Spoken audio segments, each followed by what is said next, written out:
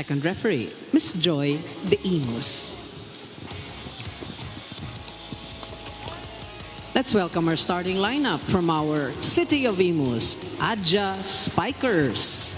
Let's begin with the jersey number 6, Kim Malabunga. At number 8, Ridzuan Muhali. Wearing jersey number 13, Roniel Rosales. At number 15, Francis Saura. Number 20, Ray Taneo. And number 24, Hero Austria. Starting libero is number 5, Rico Marius Marmeto. Head coach, Mr. Sinfronio Sammy Akailar. Calling on our Iloilo Navigators. Let's begin with their team captain. He wears jersey number 4, Jerome Michael Cordez. At number 2, Dean Neil De Pedro. Wearing jersey number 6, John Michael Apolinario. At number 13, Mafena Guaza. Number 14, Rash Nursidik. And number 21, Jade Alex Desquitado. Starting libero is number 9, John Mark Espanso. Head coach, Mr. John Kenneth Panes. This is match number 62, game 1 of the finals for the bronze. Here we have the starters for IMUS versus Iloilo in the battle for bronze. Game number 1, Hero Austria, Kim Malabunga, Ray Taneo, Francis Saura, Roniel Rosales, Rids Muhali, and Rico Marmeto will begin things for the Adja Spikers wearing white in today's ball game. And as for Iloilo wearing blue, J. Disquitado, Michael Apolinario, Rash Nursidik, Nas Guaza, J.M. Cordes, Toto De Pedro, and they also have their libero out there.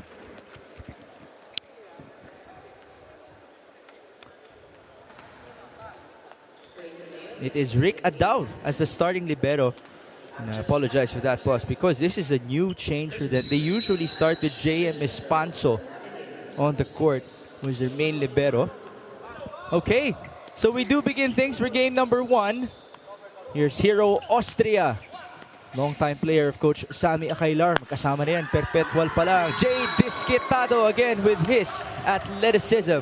And we're gonna see a lot of that in today's game, as we know Jay Disquitado as a power hitter, but more than that, really knows to choose the angles. But for today's game, like what we talked about earlier, it's experience versus youth, as the Navigators has never won against IMUS in the preliminary round and in the semifinals. So it's gonna be important for them also to bounce back in today's game. IMUS defeated Iloilo in 5 sets in the preliminaries, and then they defeated them in 4 in our semis action. Disquitado this time gives us an error. Mababa yung atake niya. Yeah, exactly, and that's one department that they had a lot in their previous game. They had 28 errors. They gave away more than a set of free points for the IMUS ITP in their game in the semifinals. And Disquitado himself had a lot of errors individually. It was more than half, no? Yung errors ng Iloilo nanggaling kay Jade. Second point here comes in for IMUS City. Ray Taneo also starting ahead of Ish Polvorosa, which is one of the rare sights that we have seen. But we all know what Ray Taneo can do for IMUS City. Toto De Pedro, ayan, he's not known for attacking with power, pero yung mga lagay-lagay na ganyan. The cut shots, something that he probably learned while playing in the beach volleyball scene. He is showing so much control of the ball. Beach volleyball, yun, lagay talaga. Exactly. No? Tamang placement talaga yan. 2-all, Disquitado with a strong serve. Combination. That was a miscue between Apolinario and Jay Disquitado. A couple of miscues already on the side of the Iloilo Navigators as we see this replay. A combination play for Taneo, giving it to Austria, and Austria just going in the right area. Now, IMUS did tell us that they want to maximize their set plays going up against this younger and very fast-playing squad of Iloilo. No, and that combination plays will come in very handy for them, as the combination plays will really create a lot of spaces in the blocking and defense. Eh, kung marami ka namang instrumento sa opensa, why not use them? As Cortez gave us that attack, just couldn't score. Saura on the cross. It was out. Saura avoiding the blockers, but just too much power in that attack. Ang laking opposite spiker, no? Itong si Francis Saura. And converted at that, because he used to play as a middle blocker. But he has been effective on the opposite side for the IMUS ITP. Here's Nas Guaza, who was converted. Baliktad naman, nanggaling yan wing spiker papuntang middle with this service error. So we've been seeing a couple of errors already on the side of the Iloilo squad. It's 5, serving 3 now. They should look into it. They don't want to give away a lot of free points for IMUS ITP. Strong serve by Austria. Espanso was there. Nursidik used his left hand. Ito si Francis Saura in the off-speed. Disquitado finding zone number 1. Disquitado with a very aggressive second touch of the ball. A smart move for him to actually go for an attack right away. Even JM Espanso thought he still had to get that ball, sending it to an attacker. The other end we go. Rosales. No more recovery for Iloilo. Ateneo making sure that he activates the middle attackers as early on in the set. Balik tayo with Francis Saura serving for IMUS. Espanso got the first ball. Apolinario to Disquitado. Kabila naman sa kanan ngayon. Now it's clear that Apolinario is really looking to go to the top scorer. Now you have to give recognition to JM Apolinario as well. He is the second leading setter in the preliminaries, just behind Santa Rosa's Jericho Adahar. Strong attack there, kept alive by IMUS. Rids Muhali, put up by JM Cortez, and here's Jade. Ooh, mali yung basa. That was clearly inside, but Disquitado letting that ball go. It was obvious that this was intentionally going for an off block, really trying to go score from the hands of the blockers, but didn't expect that it was a kill block on the side of IMUS, as Rosales gets an ace off the hands of De Pedro. That is very uncharacteristic because Toto De Pedro is known for his good reception. He is 8th best in the league in the preliminaries. 8-5 in favor of IMUS.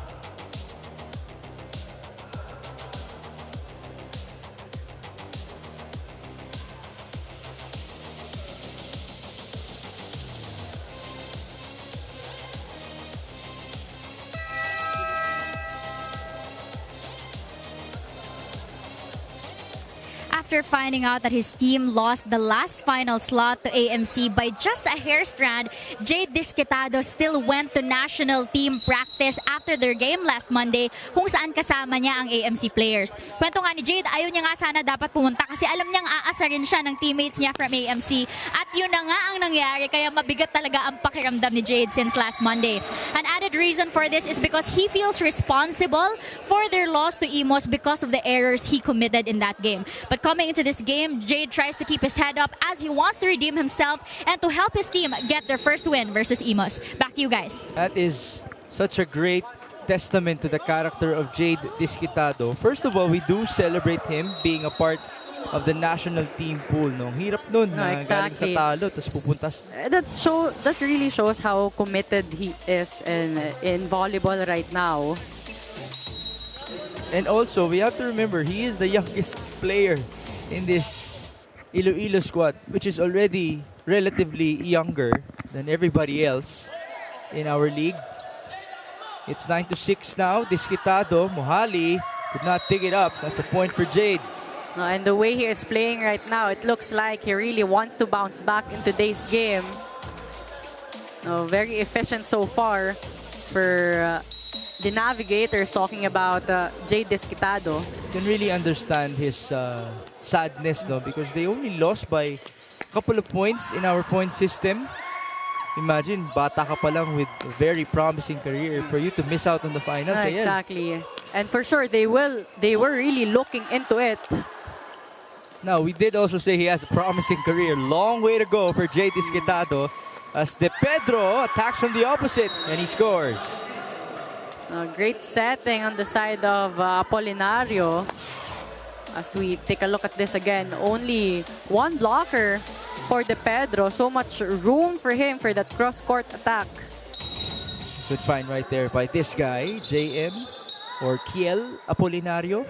Kahit ano daw po ang tawagin sa kanya, okay lang. Not the tallest of setters, Right, but he's 5'6". the decision-making is really there. High volleyball IQ. And for the longest time, he was #1 in our statistics in terms of best setters. Disquitado off of the blockers. Oh, Disquitado just came in prepared in today's game. Showing a lot of power in that attack. Maximizing the shorter blocker in Taneo. What a journey it has been for Jade Disquitado. We first saw him at least on live stream or on TV noong 2021 Champions League, where he was recruited, funnily enough, by Ish Polvorosa. Nakalaban niya ngayon into global remit. And they also competed in the battle for bronze in that tournament. After that, bumulusong na itong si Jade. Now, being a part of that national team pool, almost scored again. A lot of talent for Jay Disquitado, but so far, IMUS also playing smart. They have on their side, Hero Austria, who has been very consistent for his squad. Great transition there. Just using power. Austria now gives IMUS a 2-point lead in this game. He is their second leading scorer in the preliminaries, just behind Kim Malabunga. Nasguaza on the quick. That's read well by Kim. Oh, exactly. That set from Apolinario was very predictable. You don't want your teammates to be just in front of Malabunga. Malabunga really towering that attack from Guaza. It's actually one of the good things that you love about Kim Malabunga because sa mga middle blockers natin, hindi nga gano'ng karami yung mga bola na nakuha nila, no? And so, as I say that, the middle blocker scores. So Guaza makes up for that attack error earlier. He's a very quick middle blocker. But as I was pointing out, Ayel, no, before this game, kausap natin si Roniel Rosales. Tapos nakwento niya sa atin, he has learned from the veteran Kim Malabunga na kapag middle blocker ka, mindset mo, di bali lang di ka makakuha ng bola madalas. Pero yung blocking mo, dun ka pwede kumuha ng maraming puntos. No, exactly. And more than the blocking as well, they have to be very convincing with their approach so they can become as a decoy for their team as Malabunga with that service error. That's their first in this game. Iloilo may 3 na sa kabila. It's a 2-point lead here for the IMUS Aja Spikers. And here is Nas Guaza. Guaza was their 3rd leading scorer approaching the semifinals. Serve goes straight to Mohali. Slide, that's the favorite of Roniel Rosales. Now Rosales very efficient in that slide attack, maximizing his height, his elevation, and his quickness as well. Oh, beating 2 blockers there, maximizing that loose block. There is a significant height advantage that we can see for IMUS. It's back-to-back service errors for them. And that's very crucial also because they're giving the Navigators an opportunity to build that momentum as they are just 2 points away in closing this gap. Served by De Pedro. Taneo looks and sets. They go to Francis Saura. What a great option to have. Saura and Rosales in the front line together with Muhali. Deadly attackers there. Another combination play. Well executed, and it becomes deadly especially when they have a first ball. They're really able to execute. But talking about execution, Disquitado just really on fire in today's game from the front row to the back row, really making sure that he contributes the points expected of him. And this guy, what a talent for not only Iloilo but the Philippine team. Exactly. 15-13, Rosales, derecho kay Toto.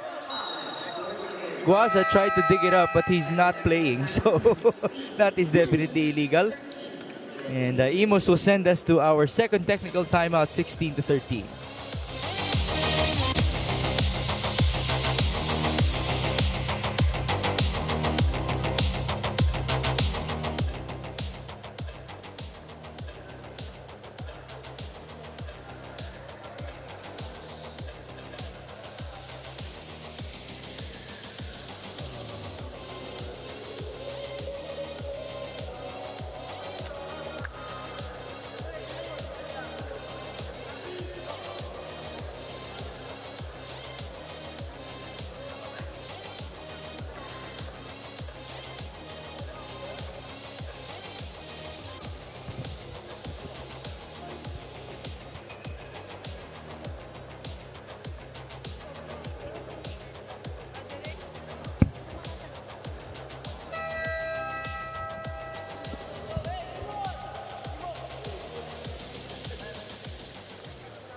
Welcome back. It's Battle for Bronze Game 1 here in the Spikers turf. After his championship in the Taiwan Top League last Monday, Brian Bagunas becomes the first Filipino men's volleyball player to win an international title. And his 7-year teammate Kim Malabunga could not be any prouder. Kwento nga ni Kim, in spite of Brian's achievements from their time in palarong pambansa hanggang sa NU, hanggang sa paglalaro nila sa Air Force, and until now, one thing na hindi nagbago sa kanila ay ang samahan nila. In fact, after seeing Brian's stint internationally, a dream was born in Kim Malabunga to also make a name for himself in an international stage. Back to you guys. Oh, that is such a good dream for Kim Malabunga. Of course, it's never a knock on the leagues that we have. We're very happy for having so many leagues now in the Philippines. But imagine, ayan, kung mas marami pang offers na makuha yung mga Pinoy mula sa ibang bansa. And that's not impossible with the talents and the way all these players are performing. A great story of friendship as well for Malabunga and Bagunas. By the way, congratulations to Mr. Brian Bagunas. Such a great feat there. Silang dalawa ni Jaja Santiago, mga nanalo na sa ibang bansa. The representatives of Philippines in terms of the quality of volleyball. Ito representative ng IMUS. Giving us quality volleyball. It is Hero Austria scoring. Lids Muhali also scored a point just a while ago. That combination here, Disquitado could not score. Put up by Chavez. Taneo sending it in. Disquitado against two blockers, and he prevails. No, it's Aranyo now setting for the Navigators, and again looking for Disquitado. Disquitado with only one blocker there in Taneo, using his hands to score that point. Now for John Wayne Aranyo, he did start beginning the second set of that previous matchup against IMUS. He also came off the bench in that set number 1. So it looks like the trend continues here for Coach John Panis. And so far, he's having a good quality minutes in terms of playmaking on the side of the Navigators. Kabila, maganda rin ang playmaking ni Ray Taneo with 5 excellent sets. 19-15. Jade. Yes. Oh, it has been a Disquitado show on the side of the Navigators. Earlier on the left pin, now on the right pin for Disquitado. Still a point for him in the squad. Again, This guy, when going up against IMUS, hindi bababa ng 30 puntos yan. 62 combined coming into this matchup in those two games against IMUS. Now he's up to 8 points. Skim Malabunga answers back. Oh, but IMUS is also fast in converting a point. Astaneo sets up Malabunga here. Quicker set, both the blockers on the side of the Navigators were late in closing that block. It's 20-16. Nasquaza. Speak about zero tempo. Ayan, hilig din niya yan. Talking about quickness for the middle attackers as we take a look at this again. Oh, Guaza there intentionally avoiding the blockers with his elevation and his quickness. Pabilisan na lang talaga yan pag kay Nasquaza. There's Nas with a strong serve. A miscue between two IMUS just spikers, and the lead is down to 2. Oh, that was a really fast serve with a lot of spin. Take a look at it. Sharp. Oh, too fast. The side of IMUS couldn't react to that. Another strong serve. Battle at the net.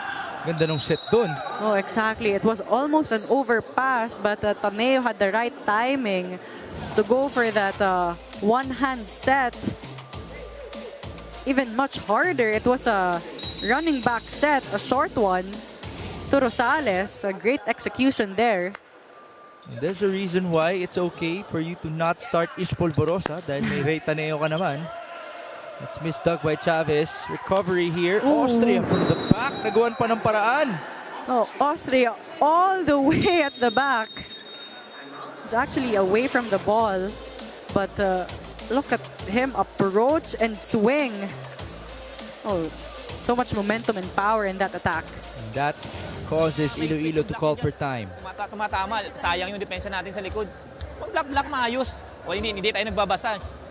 Kaya sige, talon lang ng talon, bahala lang kung ano. Tingnan nyo naman, may tao kayong tinitingnan dyan, hindi lang pwede bola. Tingnan nyo rin yung tao. Umiikot yung tao, pag umikot yung tao, nakaganon lang tayo, wala reaksyon. Tingnan mo, andyan na ready kagad. Hindi tayo ready. Go. The combination plays of the IMUS ITP is really challenging the net and floor defense of the Navigators. They really need to man the person that they need to, because so far everything working on the side of IMUS in terms of attacking. They are being led by Roniel Rosales, who has 6 points, and Hero Austria, who has 4. Almost made it 5. That service was long. If there's one department that IMUS ITP is a bit struggling in today's game, it's really on the service line. A couple of errors already on their side. It's 19 serving 22 now. Toto De Pedro serving it. Combination again. And it is Francis Saura scoring off the check. No, it's the same story for the Navigators. They are actually there in the net defense, but they lack in terms of pressing their hands in to get that kill block or that soft touch. And Rash Nursidik did apologize to his team after that sequence. There's Coach Sammy Akailar. Nasa likod niya si Ish Polvorosa. Will now be serving for IMUS. Sabay sila ngayon ni Ray Taneo. Back set here. Nursidik on the slide. He also loves that. Sagot naman agad si Rash. A great combination play now on the side of the Navigators. We know that they are more than capable of having combination plays as long as they have that first touch. Now Ish Polvorosa in the perfect spot for that defense, but just couldn't contain the power in that attack. 23-20. Polvorosa chasing it. Muhali, buhay pa rin. And here's Disquitado. Jade scores again. Oh, Disquitado just attacking on top of the blockers. A really high leaper attacker. Talking about Jade Disquitado, maximizing also the gap in those blocks. So we have a timeout here on the side of IMUS. Pumunta ka rito. Sino nandito? Okay. Basta ikaw lang porsyento. Si Buro pupunta doon. Tapos dito, papasingitin dito. Ipit yung dalawa. Nasa iyo ngayon kung ano yung bibigay ang bola.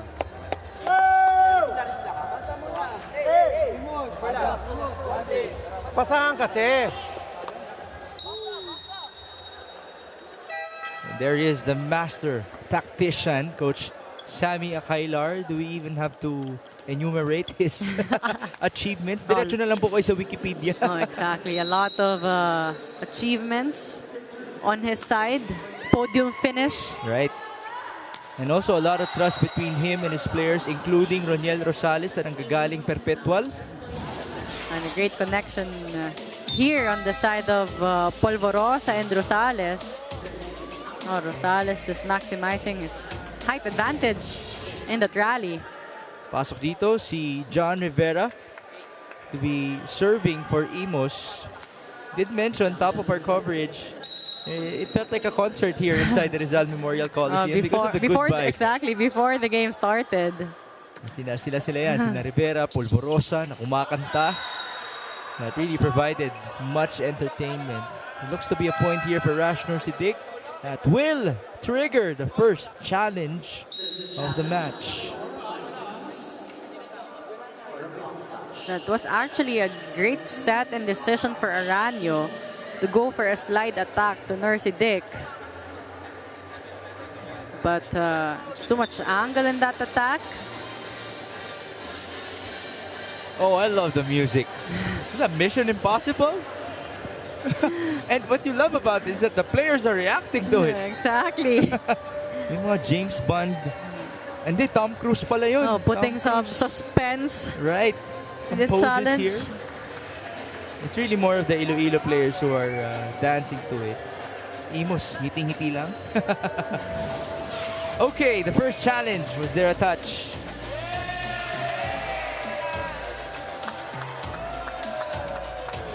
There wasn't a touch. So mukhang successful yung challenge ni Coach Sammy Akailar, and that will end the first set of this matchup. Oh, but they are actually saying that there was a touch, but on the floor defense, and we don't have the advantage of having a challenge for that. The teams have already crossed. At ayun na, we are officially ending set number 1 here with a score of 25-21. Of course, the Navigators just want to clear things up with their first referee. There's still a lot of volleyball action happening, folks, as IMUS takes the first set 25-21.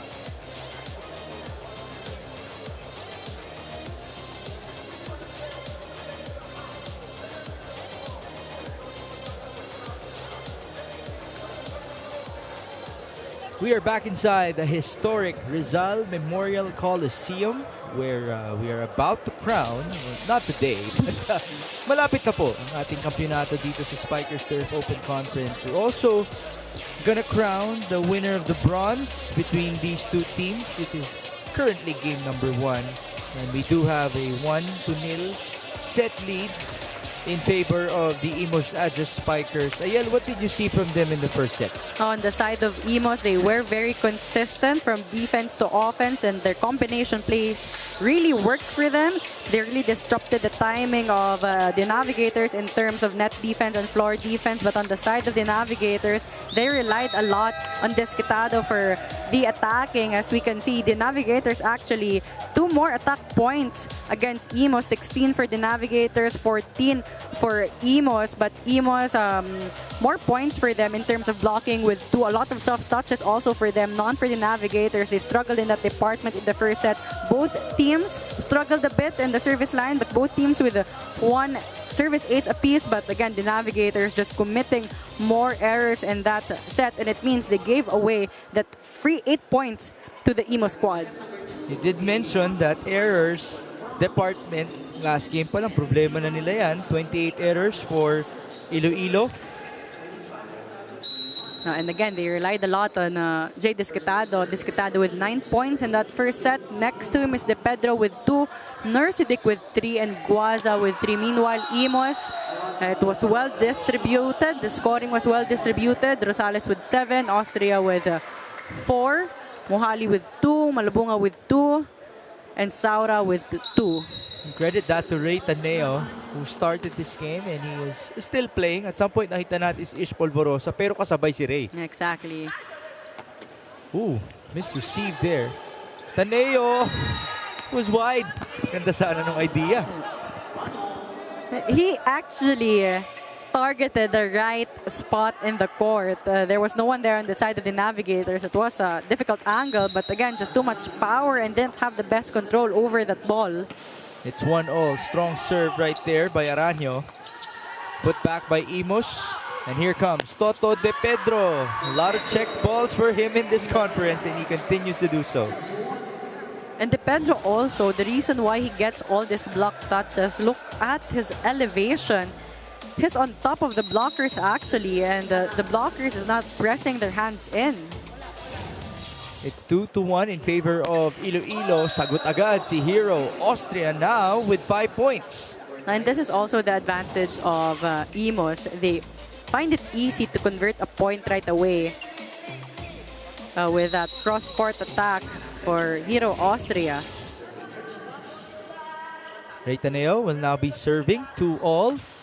That's in. Toto gets the first ball. Araño on to Guaza. Chavez was there. Taneo back sets. Not the perfect angle there for Saura. And a chance for Desquitado. Chance now. Free ball for Iloilo. Jade again. Check ball this time. Oh, Jade Desquitado definitely on top of that ball, going for that attack. His whole face is above the net. Exactly. And he was challenging the better blocker in Malabunga to get that point. Oh, very fearless in that rally. 3-2. Strong serve. Mohali got that ball. Malabunga gusto bumawi. To no avail. Here's Cortez. Mukhang walang check. That's a point for IMUS. Great coverage actually on the side of the Navigators after that attack from Malabunga. But Cortez didn't have the best risk action to get that ball in. A little bit too aggressive from JM Cortez. Missed time this time. Araño tried to go to Guaza but to no avail. Trying to set up Guaza, especially with that first ball, almost overpass. IMUS gaining the lead here. De Pedro looks like he is on fire. Oh, next to Desquitado, De Pedro also showing up big in today's game. That reverse set from Araño. Now, Ayel, JM Apolinario did tell me Toto De Pedro is the type that when he gets going, he really gets going. Oh, and it really shows in this set. Oh, Armeto with a beautiful first ball. What a receive that was off the strong serve by Guaza. Oh, and with that first ball, definitely they can set up anyone. Not Taneo so far, very unpredictable. Combination na naman. It's Hero Austria. And almost all blockers jumped with Rosales in that sequence. Well, Rosales is their leading scorer so far. 7 entering the second set. JM Cortez, ball up by Hero Austria. Mohali, good dig. That's by JM Espanso. Likod. Jay Desquitado. Oh, Jay Desquitado with his elevation and his hang time. He can really choose which angle to go to. Look at him stay mid-air for a bit to choose that angle. So nice to watch. Beautiful form as well. Exactly. They go to Cortez. Team captain delivers.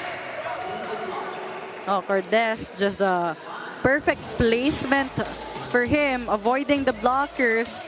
Austria actually read that well, but didn't get to the ball the perfect time.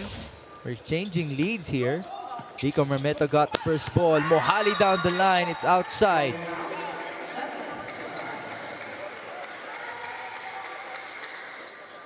Iloilo quickly regaining their composure here. So it's 7-5 now.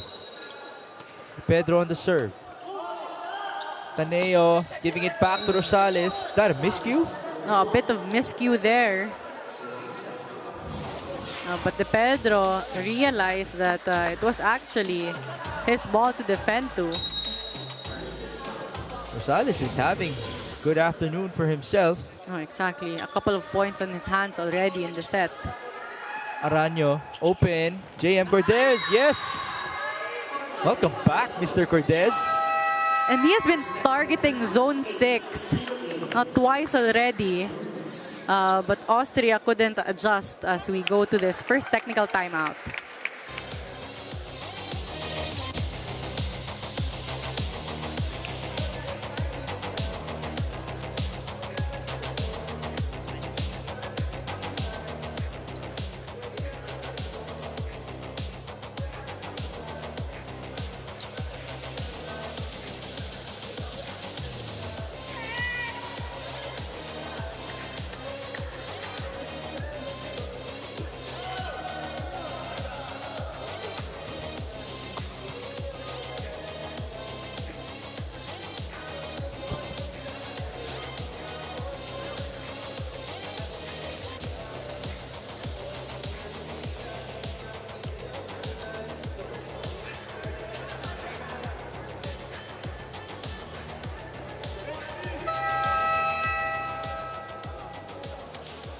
It's Iloilo team captain Jerome Cortez, first game back after suffering a right shoulder injury after their last game in the eliminations. Sabi ni Jerome, he is back to 100% today after ipahilot ang right shoulder niya. Kwento din ni Jerome, may panghihinayang sa kanya to have missed the semifinals as he believes that he could have given his team a boost in scoring. Moving forward, dito na lang daw babawi si Jerome sa teammates niya as they fight to bring home the bronze. Migsinayal? Thank you, Doreen, for that beautiful report. Yes, Jerome Cortez did suffer that right shoulder injury. Yung pa yung attacking arm niya, no? Pero Ayel, ikaw ba may mga experience ka rin sa mga hilot-hilot na yan? Gaano ka-effective ba yan? No, I think it's effective, especially for the attackers, because at most times, medyo overused talaga yung spiking arm nila. So it's very important that they get rid of the tightness and that injury. So a lot of therapy going on, especially for all the attackers. Tanea was really pumped up after that previous block for IMUS, which they definitely wanted to tie things up. 8-all here in set number 2. That's their leading scorer, Roniel Rosales on the serve. Misreceived by Espanso. Here's Cortez. Taneo. Ooh, Kim Malabunga towering through. And Taneo just having a great time here right now, especially with the options he has on the court with that perfect pass. Taneo is able to set up Kim Malabunga, and Kim Malabunga, we know what he is capable of. Attacking and blocking as well. Pwede siyang pumunta sa harapan, pwede siyang pumunta sa likod para mahilo yung gitna nila. Okay? Tapos, nasa likod ko. Dalawa lang spiker kasi wala naman tao doon eh. Tingnan mo. Di ba lang ako siya running kasi baka magra-running siya, no? Kaya nga nangyari na mo, dalawa kayo naiiwan. Okay? Dapat dito ka lang sa gitna. Stay ka muna sa gitna, ha? Go! Ayaw mo iwan. Some specific instructions there on the side of the Navigators, especially in the defense part, some reminders that IMUS is just two attackers. They only have two attackers in front of them, so they only have two options in terms of attacking. So they really need to set up well the defense in the net, but that overpass will not help as you have Kim Malabunga in the front line of the IMUS ITP. Back-to-back points now for Kim Malabunga. That's the thing about middle blockers. You can score in these types of instances. Toto De Pedro struggling a bit here with his first passes. Let's see if we can answer back. Aranyo, diskitado. Iba yung tunog ng bola doon. Didn't have the best contact on that ball. Talking about Diskitado, trying to maximize the smaller blocker in Taneo, but didn't have the best risk action to get that ball in. We're seeing Renz Engay for the first time in this game. Had a couple of starts in the semis to replace JM Cortez. Now we talked about IMUS ITP earlier with only two attackers. The same with the Navigators. The reason why they are having this double sub, they want a complete lineup against the front line of the IMUS ITP. It's 11 serving 8. Couple of straight points now for IMUS. There's Engay. Easy delivery. Bigay agad. No, exactly. Engay delivering the point right away. Hero Austria joking with the staff here who got the ball as it sailed outside. Sabi niya, kaya ko kunin yun eh. Not sure what type of dive he was about to do. Here's Kim Malabunga. Good block. Another chance. Mula sa likod. Austria off of the blockers. But credit to Guanza, actually. He was on the right spot to block that ball, and that's very difficult, especially if the attack is coming from the back row. But it was just the pressing of hands that was lacking. 12-9 now. Rids Muhali at the service line. Ball is in. Put up by Engay. He's going to get it back. Renz breaking down the wall. Oh, Engay, very gritty in that attack. You have two tall blockers in front of you. At most times, you will feel intimidated. But Engay there, just powering through. Last game against IMUS, Engay started and scored 11 points for the D Navigators. Missed time there. Regalo, a late Valentine's gift for Nas Guaza. And that came from the miscue of Taneo and Malabunga with Austria trying to save that ball. Let's take a look at this. A miscue in Taneo and Malabunga. Austria trying to save that, but that was an overpass for Guanza. Ganda ng 1-2-3 doon. Austria, Taneo, back to Hero. Looking like tic-tac-toe for them. Exactly.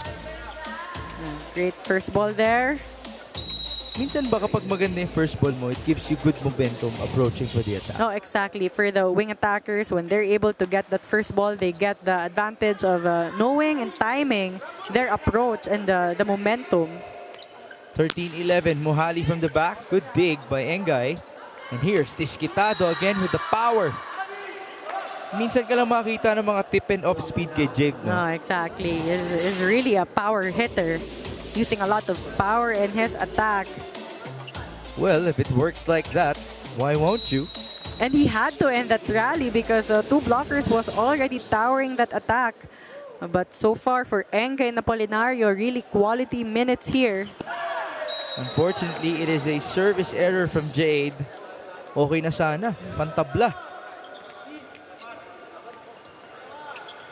So we're back with a 2-point lead for IMUS. Here's Kim Malabunga, the 7th best scorer in the preliminaries.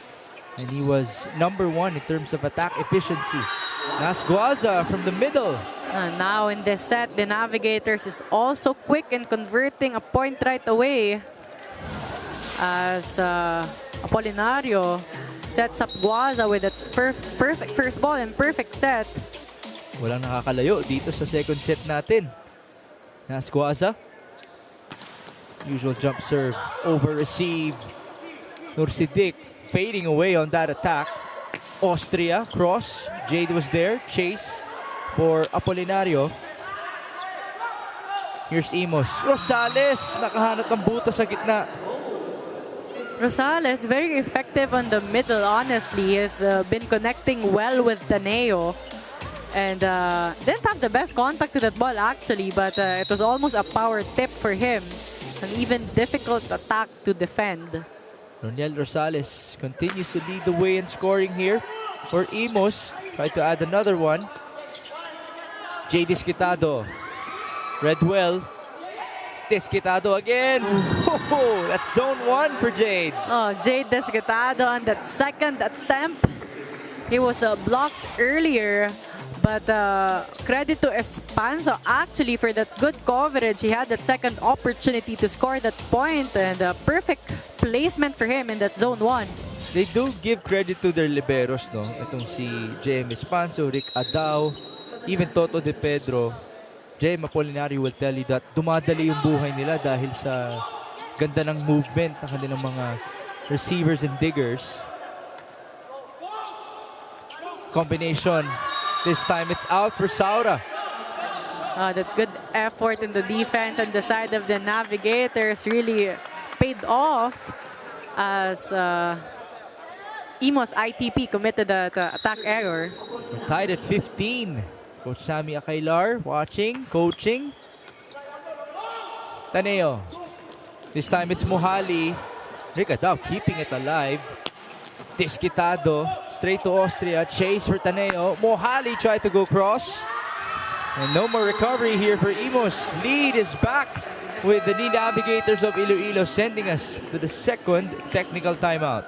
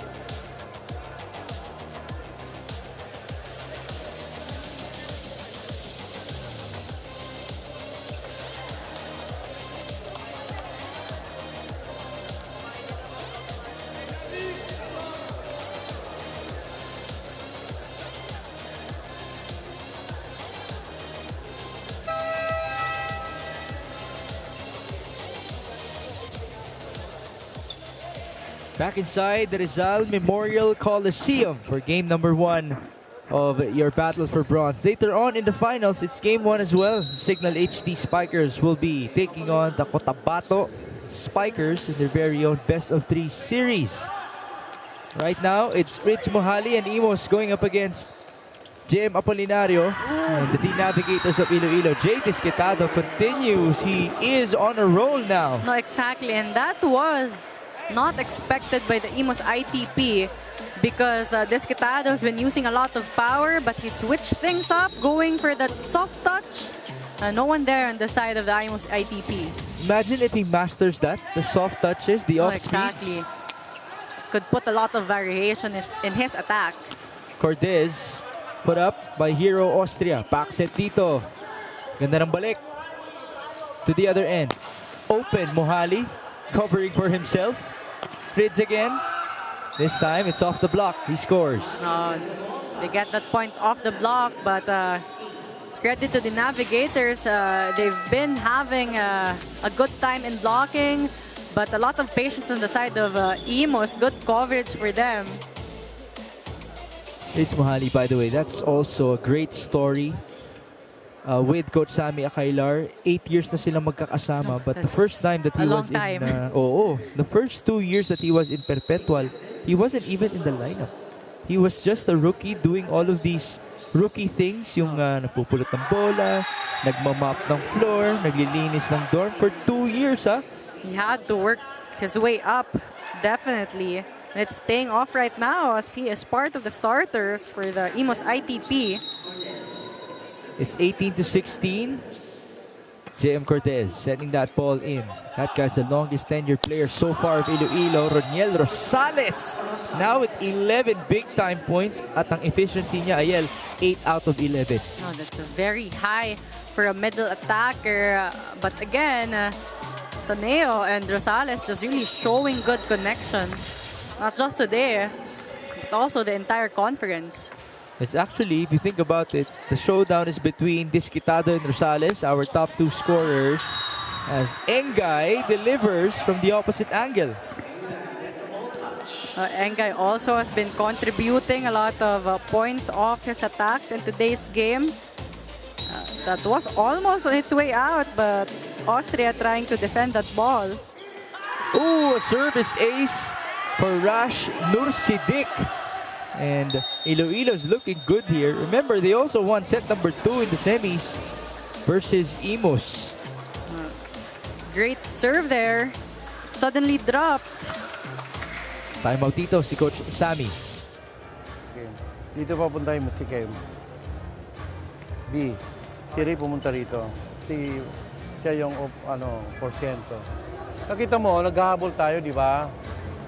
Kayong dalawa sa likod, alam niyo ba importante sa atin ang pasa? Ba't di kayo nag-uusap? Yung akin yan, punto sa kalaban, di ba? Simple lang, oh. Go! Ako sa receive. Naramdaman mo yung pagka-veterano ni Coach Sammy dun sa huddle na yun, no? Exactly. Just really emphasizing some stuff there on his players. Talking about Taneo, his decision-making, as Ish Polvorosa is in right now, and much needed first ball on their side. There's Ish setting things up for Mohali. Miscue for Iloilo.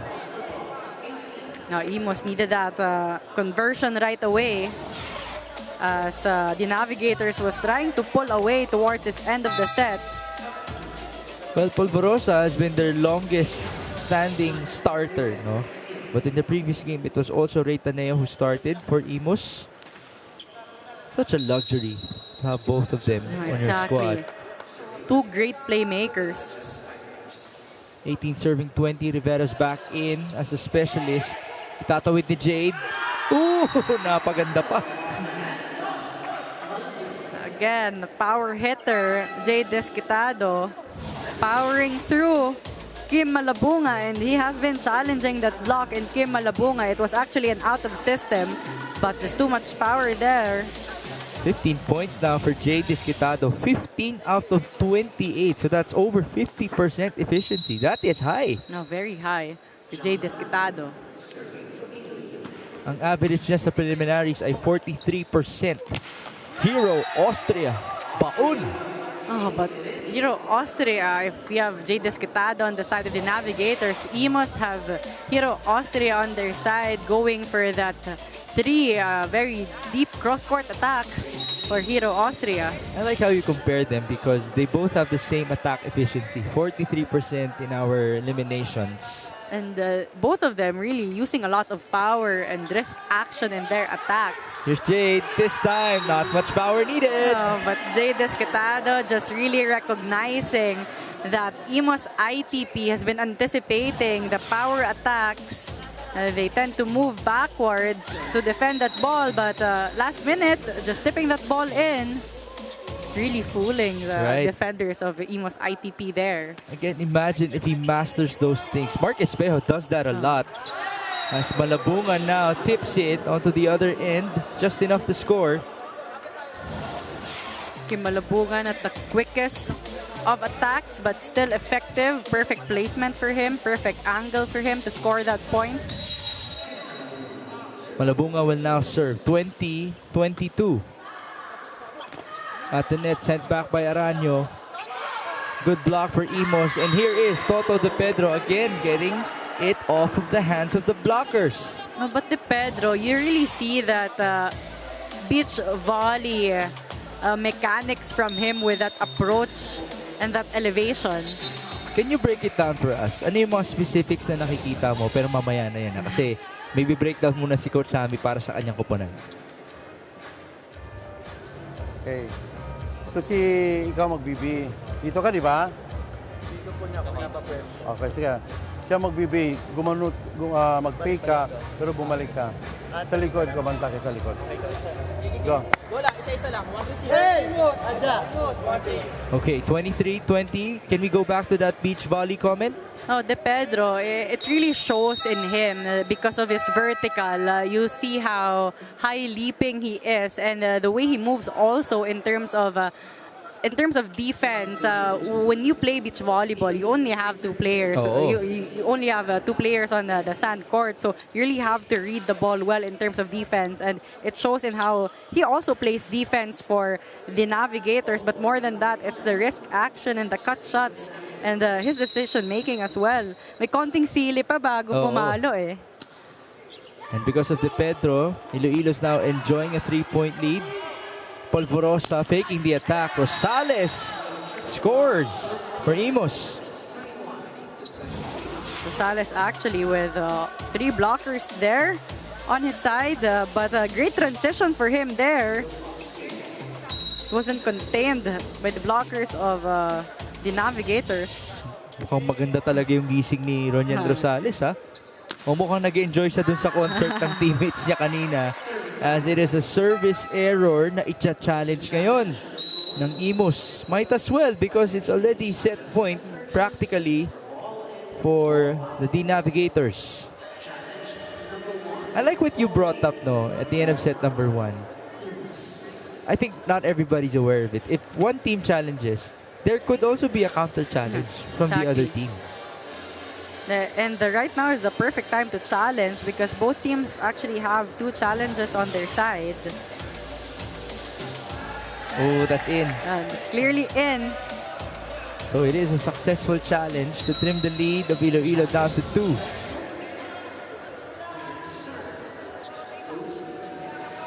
It's hard to tell who will get this set. Oh, let me check that. The lead is down to 1. 22, serving 23. Strong serve. Espanso was there. Aranyo goes to De Pedro. Straight to Taneo. Polvorosa. Rivera with the tip. Back row. Disquitado cannot be denied. And who else will they go to but their high-efficient player in today's game? Talking about Disquitado, 3 blockers, but just really angling that back row attack to score that point. It's 2 set points. De Pedro serving. Here's Mohali. The cross. That's in. And Mohali didn't want to challenge the tall blockers of the Navigators, intentionally avoiding the block. Using power in that attack. Isang short. Ang ganda nyo, receive. Ganda nyo. Isang short. Okay, kaya short. Kaya short. Kapitan mo, mababa doon. Hey, mababa doon in case tapos si Jay sa gitna. Ha? Dalawa ha? Okay? 3 pa rin spikers mo. Ganda lang muna natin receive. Hey, pag maganda receive din mo, baka short. Okay? Kaya naman eh. Okay, sige ha? Okay, sige, kapitan natin. One stop. Okay? Receive to. Pwede ka, Jay. All right, so they want a short. They want a good first ball. They want to set up. It looks like they want to set up Nursey Dick in the next rally. Let's see. They want a faster or quicker attack. But again, they're going to have to receive this ball perfectly first. Exactly. Polvorosa sending it in. There's the receive. Ooh, tough one. Chance now for IMUS. Push. Espanso was there. Aranyo. Disquitado. Mababa. So the referees will call it Iloilo's way, but Coach Sammy was really convinced that it was not over. They're challenging block touch. They're challenging that there was no block touch. Si Coach Sammy na yung nagpakita sa atin kung anong gusto niya mangyari. And that's very crucial because the Navigators is just 1 point away in getting the set. Remember, they won the first set with a challenge. And we're back with Mission Impossible music here. Man, it's really entertaining the players. It's a good breather But pressure is on the side of IMUS ITP. So, was it over? Was there a touch? Jay Disquitado enjoying the action. It's good to see him like that, no? Kasi, yun nga, with the Reens report of just how devastating it was, their previous loss against Coach Sammy and company. And then they have to face IMUS right away after just a few days. Usually, pag ganun, extremes yan. Either wala kang gana or ganadong-ganado ka eh. Exactly. And he looks to be really pumped up. He wants to really bounce back big in today's game. They would still want to finish podium for sure. Right. Okay. See what happened on the attack by Jade. Ooh, what do you think? Tumama. So it is unsuccessful for Coach Sammy Akailar. Well, the thing is, wala nang mawawala sa kanila eh, di ba? Kung hindi man gumana yon. So we are tied, folks. The Navigators of Iloilo and IMUS Adja Spikers, one set apiece here in the Rizal Memorial Coliseum for game number 1 of your battle for bronze.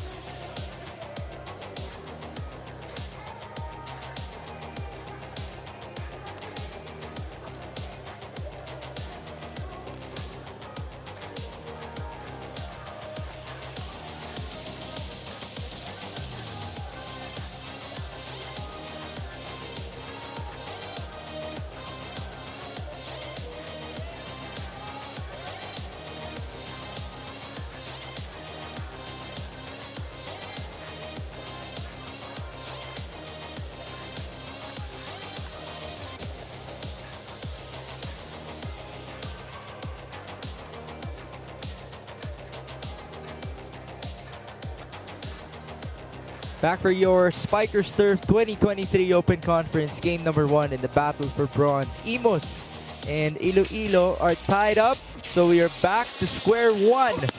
Now, Ayel, I want to ask you about the Navigators. What did they do in set 2? Well, it was simple for the Navigators. They really made sure they had the better first touch of the ball in that second set, and with that, they were able to set up well. And aside from that, Disquitado also showing more variety in terms of his attacks. He was going for the soft touches, the spins, and a lot of contribution also from his teammates from Engay, as well as De Pedro, as well as Norsi Dick and Guaza. But for IMUS, it was a close second set, so it was very hard to tell who will get. But again, it was the attacking of the Navigators that also allowed them to get that second set, as they have 3 more than the attacking of IMUS. 16 for IMUS, 19 for the Navigators. IMUS with 2 block points, so 1 for the Navigators, but the Navigators also marking the right angles and getting the tough touches. And that second set, both teams still 1 service ace apiece, but the Navigators also lesser errors for them in that set, and it could have been the highlight for them for that second set. Nangalahati yung errors nila, no? Compared to set number 1, they still win that attacking department. So that's good consistency, at least for their part. Now, we've been here before, the 1-to-1 between Iloilo and IMUS. The last time it happened, it was the last day of the semifinals, where IMUS pulled away, winning sets 3 and 4. And remember, when these two teams faced each other in the eliminations, it went to 5 sets. What a game that was between IMUS and Iloilo. Ooh, a service ace to start things off here. in set number 3, courtesy of John Wayne Aranyo.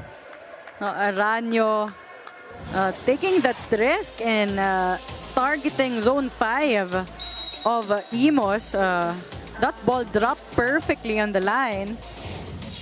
Good for Aranyo to step up here. Taking the setting duties over JM Apolinario. They go to Disquitado. Good read. Mukhang tumama lang sa ulo yun ni Rick Adaw, no? But Malabunga also just marking the right angle of Disquitado because he has been going cross-court a lot, and Malabunga could have recognized that.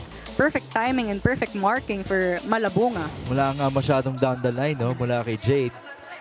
Guaza. Naibalik sa kanya. Diretso puntos. But Guaza also, he has been very aggressive, especially in the overpasses of the IMUS ITP. But that was forced by that attack from Disquitado. So much power in that. But that point goes to Guaza. 6 points now for Nas. Disquitado had 17 in total coming into this set. An error though from the service line. It seems like they are trying to target Austria.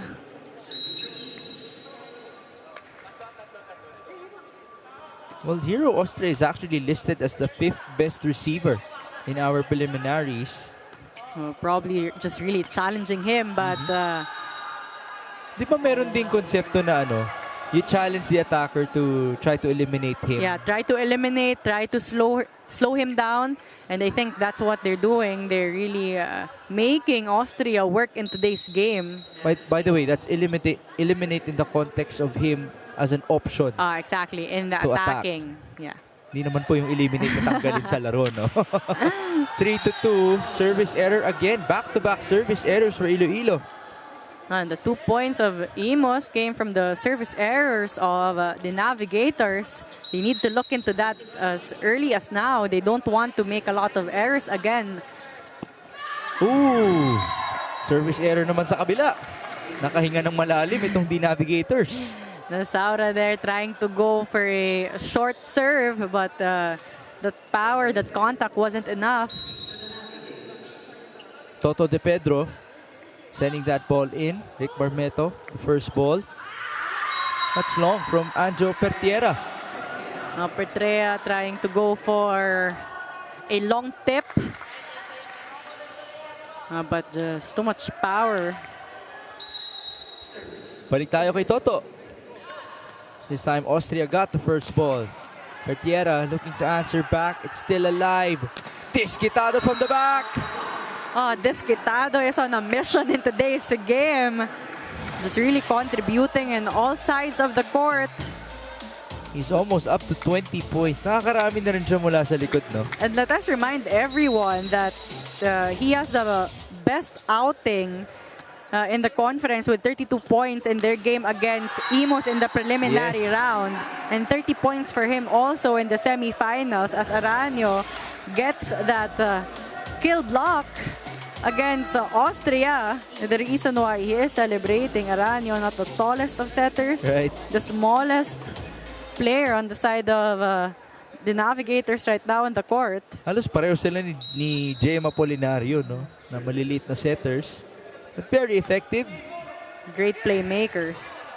Nursidik will give it up to Cortez. Good read by IMUS.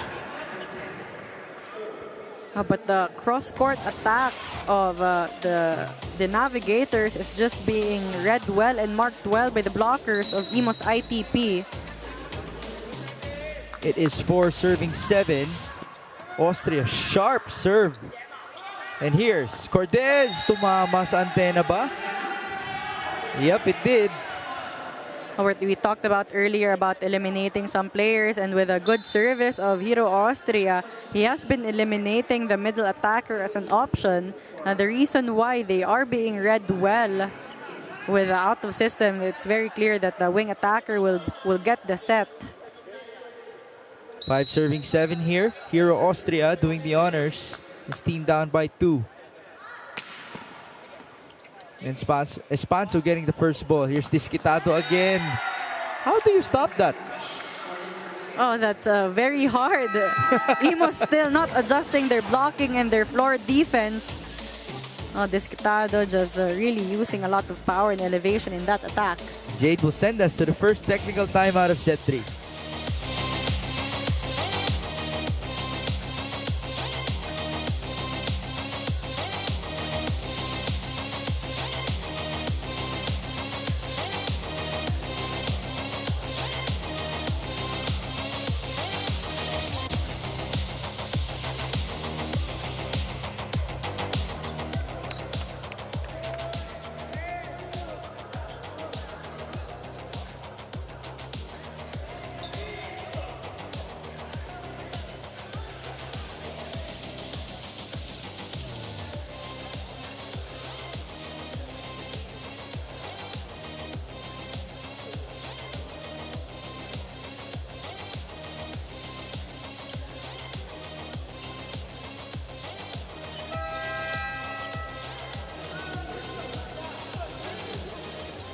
Despite falling short of having the chance to bag the gold this conference, it's all gratitude and no regrets for Hero Austria. Sabi ni Hero, napakalaking learning experience para sa kanya ang conference na to dahil una, na-develop niya ang maturity and composure niya as a player, and two, naging teammate niya pa ang former national team players na sina Kim Malabunga, Ish Polvorosa, and Francis Saura na dati daw napapanood niya lang maglaro. Game plan for Hero in the battle for bronze is just to have the time of his life. Migs and Ayel? Oh, you gotta love that. Hero Austria, unfortunately, nagkaroon ng service ace dun sa previous sequence. Courtesy of the Navigators of Iloilo. But man, that's a great mentality as a young gun. We did mention Hero Austria still has some playing years under the same coach, Sammy Akailar, in his college. Yeah, exactly. And he is the most consistent player on the side of the IMUS, talking about just being all around in terms of attacking and defending. He's very instrumental in their run this conference. Ooh, another service error, this time coming from Anjo Pertiera. Putting the lead back up to 4 points here. There's Jay Desquitado, who is the top scorer for Iloilo with 19 points so far. Since we are in that context already, Ayel, no, with Desquitado at 18, 19 years old, itong si Austria, 22 pa lang. How do you see them progressing in their careers? Oh, they are gonna just progress. They're just gonna keep getting better and better, especially with a lot of exposure and a lot of experience together with some national team players. Austria talked about being with Kim Malabunga earlier. So I'm pretty sure he's not just learning through games, he's learning a lot through training as well. Malabunga just scored, by the way. Ano nangyari doon kay Jade?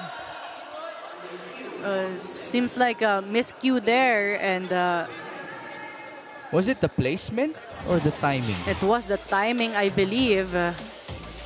It was too high also for Jay Desquitado. That set disrupted his timing.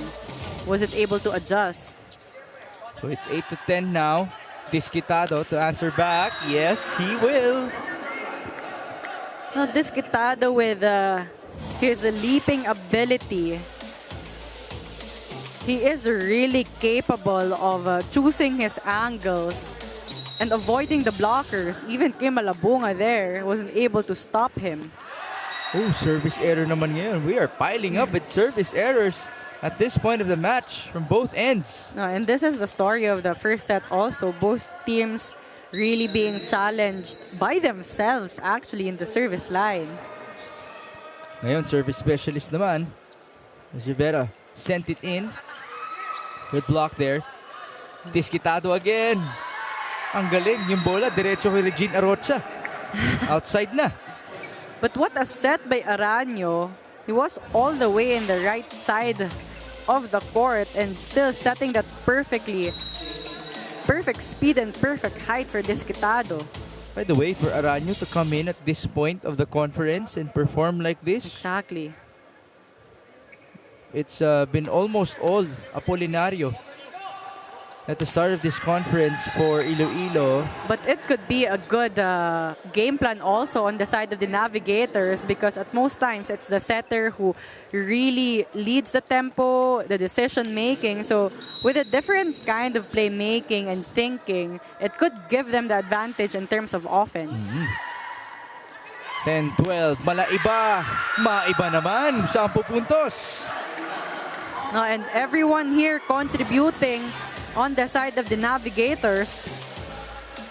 That's Paul Brian Malaiba, who did not even see action in the previous game. Also not the tallest of attackers, Right. but this team, the Navigators, a really high leaping team in general. There's another high leaper. Nasguaza almost got an ace. Hero Austria sent back, chased by Marmeto. Itatawid ni Hero, a sky ball. The slide, favorite of Nursidik, kept alive by Polvorosa. Another chance here for the blue shirts. Rash Nursidik, cutting it right. Oh, Aranyo giving Norsidik another opportunity to score. A great first ball there on the side of the Pedro, and with that first ball, Aranyo being able to set up Norsidik for that a-quick attack. Roniel Rosales checks back in here to try to provide better defense at the net. It is 10-14 in favor of Iloilo. Another service error. The service errors may come from their intention to really challenge the first ball of the opponent, but it's not being effective so far. Kumbaga, high risk, high reward yung ganyan, no? Toto down the line, as you can see, he attacks as if it's not intended to really exert the most power, but it's enough. The Just risk enough. action, the power comes from the risk action, but from that rally, what a set, what a reverse set from Aranyo. Only one blocker in front of the Pedro. Apolinario back in this game. That double sub with Renz Engay. Rosales, his turn on the side. We have to remember, he is the leading scorer of IMUS. And with the great first ball, again, great touches in the first touch, really gets you to set up the middle. Rosales with his very effective slide attack. 12-15, ball up by Engay. Apolinario, back to Renz, deflected. Austria got it. Polvorosa, Rosales again. Back-to-back points for Roniel. Back-to-back points, and the same play for Rosales. The Navigators still not able to read and adjust in that slide attack of Rosales. High efficient middle blocker there. Hero Austria. Straight to Engay. Mula sa likod, Disquitado. Yes. Disquitado, unstoppable in today's game. Just leading his squad in this third set. He is on his way once again to score 30 in this matchup. There you see that pipe attack from one of the leading scorers. Actually, correct that, the leading scorer of the Spikers there, 16-13.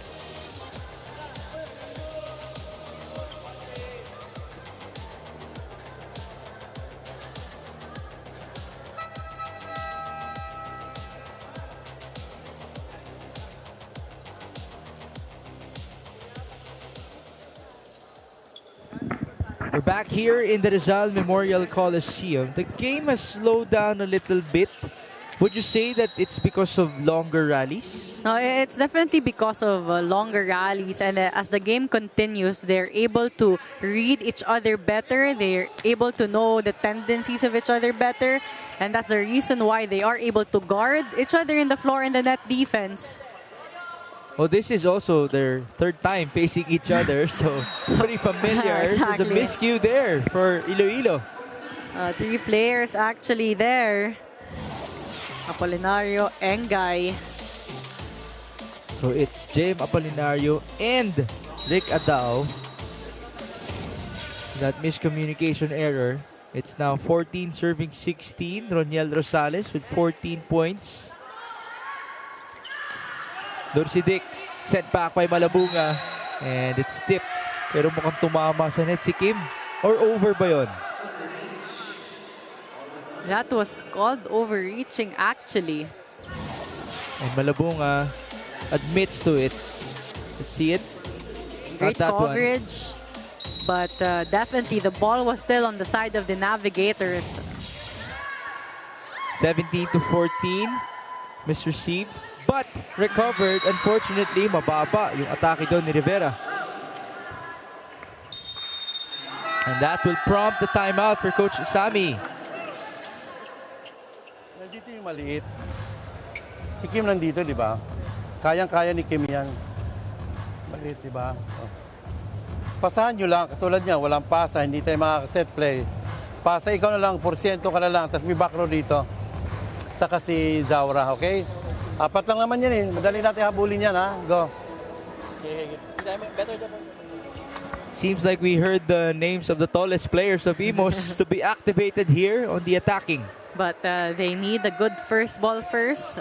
Coach Sami said that earlier they can only set up if they have a good first touch of the ball. And he also talked about earlier the smaller blockers on the side of the Navigators. They would want to maximize that. They don't want to attack in the middle with Guanza there. Well, that is no secret to this game. You can see the height disparity between the two Definitely. teams. Norsidik sending it in. Polvorosa will go to Malabunga. A little bit low there. Diskitado. Ooh! Munti ka patamaan yung mga Cotabato players.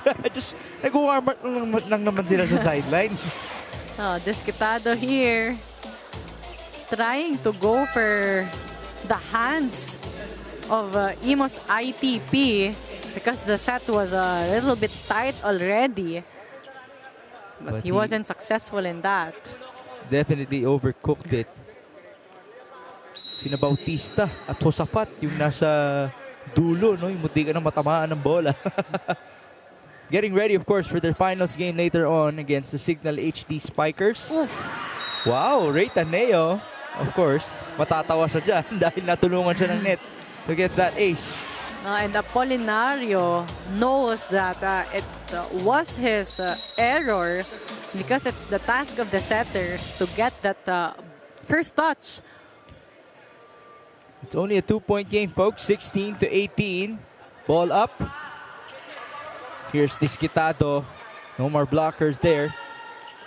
On to Malabunga. Recovery for Iloilo. Jade. Chance ball here. Austria. Taneo. Ooh. Miscue. Now the free ball for the D Navigators. That's low for Jade. The set was already low and Diskitado wanting to go for a deep cross-court attack. It wasn't enough. Ta-timeout ang Iloilo. Attack mo baba doon ha. Pwede ka mag-play dito na ano para papatong siya. Kunwari para ma-attack niya yung blocker para pumunta doon, ha? Okay. I-receive natin maayos. Okay, na-receive natin maayos. Sige.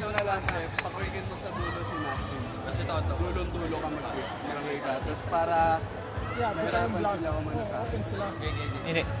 Hindi, maximize natin. Maximize natin. Kay likod, no? Uy, tatlo kayo sa harapan. Tatlo pa kayo sa harapan. Remember in the pregame, when we were talking about Jay Diskitado's 62 points against IMUS in the 2 games combined, you also mentioned that he needs help from his other attackers. And just like in that huddle, he's asking for help from the other attackers to be activated para ma-split yung defenders, no? No, exactly. But it's the same story as IMUS. They would want and need a good first touch of the ball here.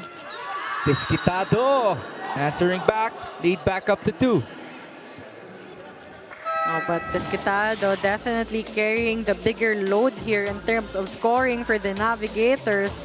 Has been challenging the blockers the entire game so far.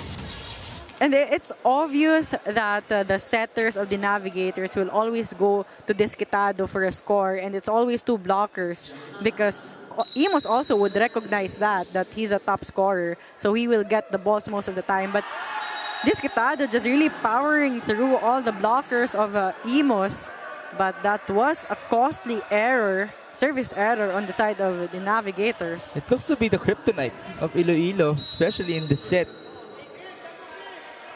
Rivera's turn. He is a service specialist for IMUS. Sending it in. Desquitado, other angle, same result. And you can't have only one blocker with Desquitado. Look at him go for that deep cross-court attack. So much room for him to go to that angle. It's 20-18 here in set number 3. Desquitado now at the back line. Service error again. Pang ilan na yan, Ayel? And that was the 5th service error of the Iloilo, the Navigators. And they had 4 errors earlier in the second set. Now they have 5 alone in the service line. De Pedro again checking it out. Alam niya na ganun yung gagawin niya. And that was the best choice he could do because 2 blockers already jumped with him. He waited for the hands of the blockers of IMUS for him to score that point. 21-19. Now we're back to the service line for Iloilo. Nasquaza. Taneo. Slide. Off speed. IMUS. Were they looking for a double contact or a lifting? And they were trying to argue a lifting. But again, if the referee did not call any violation, the game continues, and that actually stopped IMUS a little bit. So De Pedro had an advantage there to score that point. Timeout dito ang Adja Spikers. Tumigil guys na hindi pa nga pumito ang referee. Para naman kayo ang referee. Kaya tumigil, tuloy ang laro.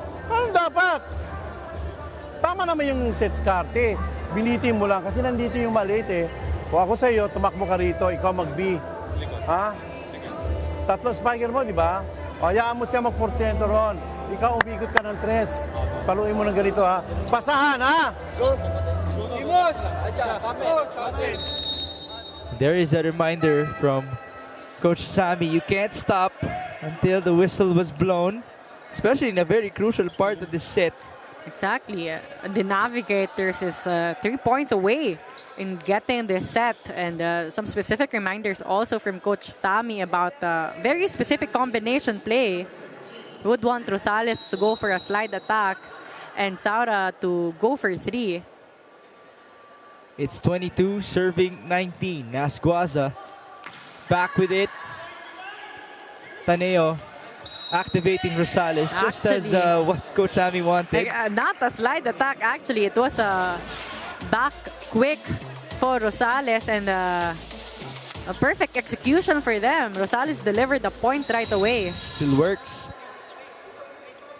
It's 20 serving 22. Slide sa kabila. Good coverage there by Espanso. Desquitado, who just cannot be stopped today. He continues to score. Could not be stopped, could not be read by the IMUS ITP as he switches things up and goes for the soft touch. And the reason why the players of ITP moves back, because they're always anticipating and expecting a powerful attack. And when that Desquitado recognizes that, he automatically goes for a soft touch. 23-20, Nursidik. He looked for zone 1. He found zone 1.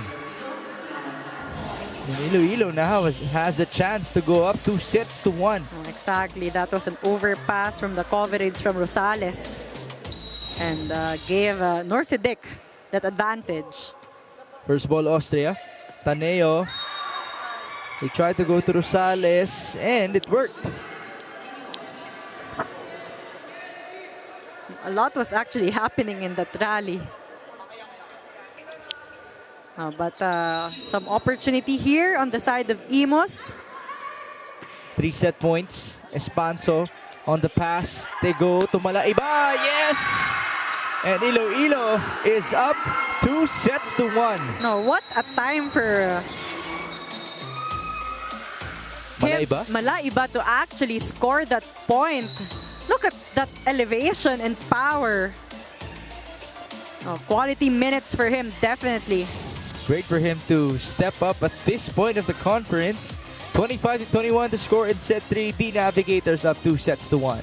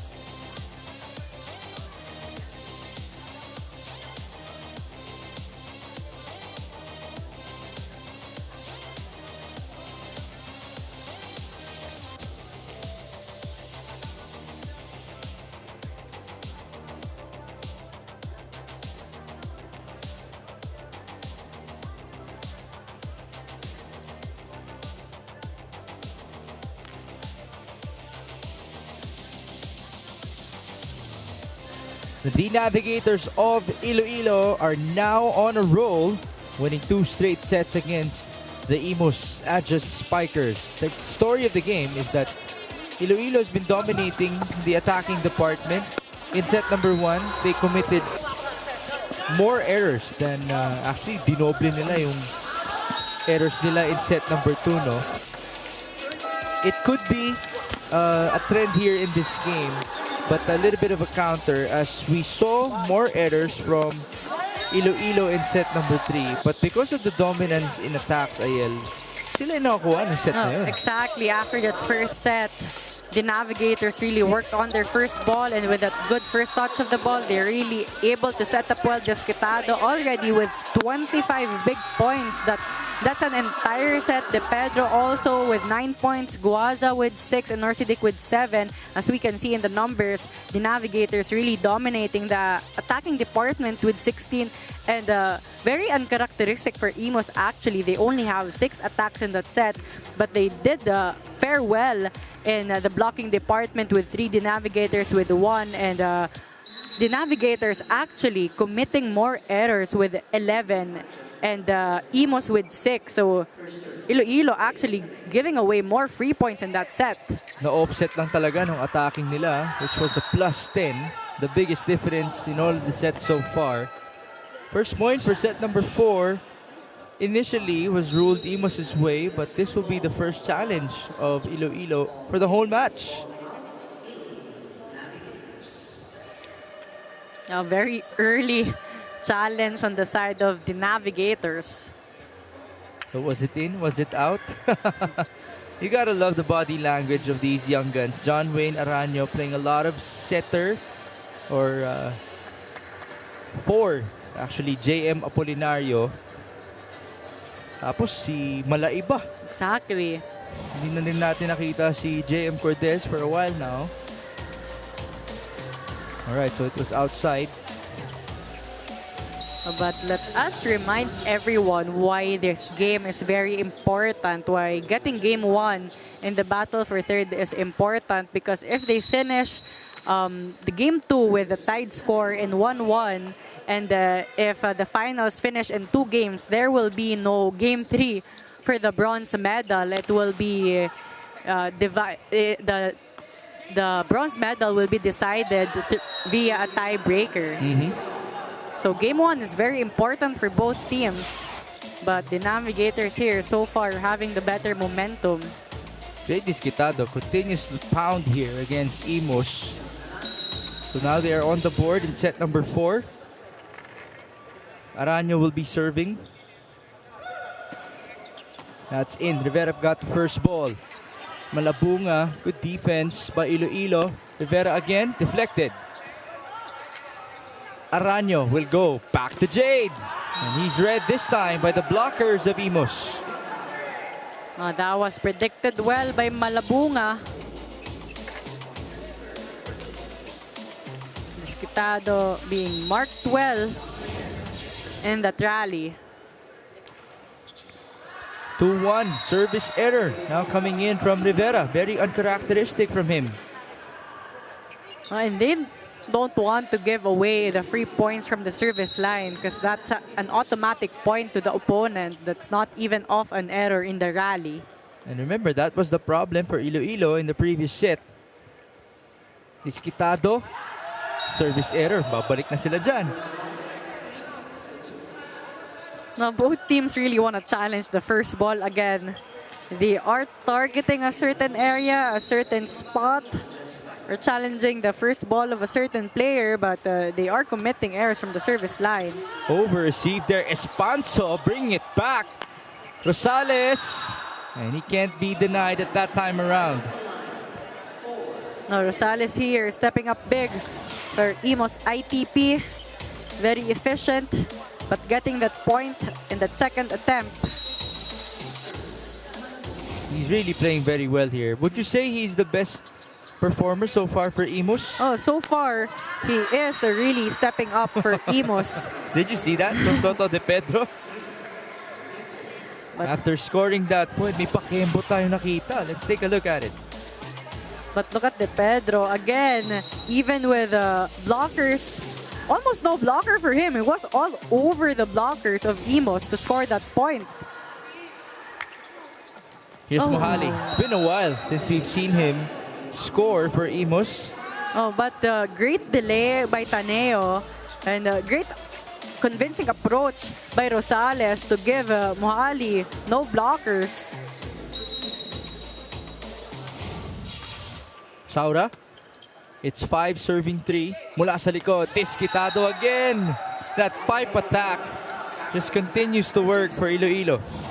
Sometimes you would say he's very deadly in the front row, but he's more than deadly in the back row as well. He knows which zones to target. Lead cut down to 1. Taneo tried to go 1-2. De Pedro was there. There you go. Right on cue, Ayel. Different zone this time. Disquitado probably came in today knowing the weak spots and the holes in the defense of the IMUS ITP, because he's been having a great time in attacking. A lot of clean hits coming from him. Almost 30 points now for Jay Disquitado in this game. He holds the record in this conference, 32 points in the single game. He might actually break it today. Reball here. Taneo will go to Bonch Castel. Yan ang kuya ng IMUS City. Malaiba, buhay pa rin. Taneo, Bonch again. De Pedro was there. Aranyo, Disquitado! So number 1! Wow, what a play! No, but credit that also in the good defense of the Navigators. De Pedro there. But Disquitado just really delivering the points for the Navigators. 29 points on 29 attacks for Jade Disquitado. Bonch Castel ang sasagot. But we're seeing a new player here on the side of IMUS. Some adjustments for them. Castel is in the middle and delivering a point right away. Yan ang veterano ni Coach Sammy sa Perpetual, si Bonch Castel, nung andun sina Roniel Rosales. That was their team captain. Aranyo to the slide. Nursidik was rejected. Kabila. Malaiba. This time breaking down the wall. But Malaiba choosing Taneo to power through. Boy, Brian Malaiba, have yourself a game as well here in the battle for third. The Navigators showing a lot of teamwork, everyone contributing from offense to defense. That guy barely saw action in the eliminations, and now they get a block. And that will send us to the first technical timeout of set number 4. Iloilo feeling it, 8-6.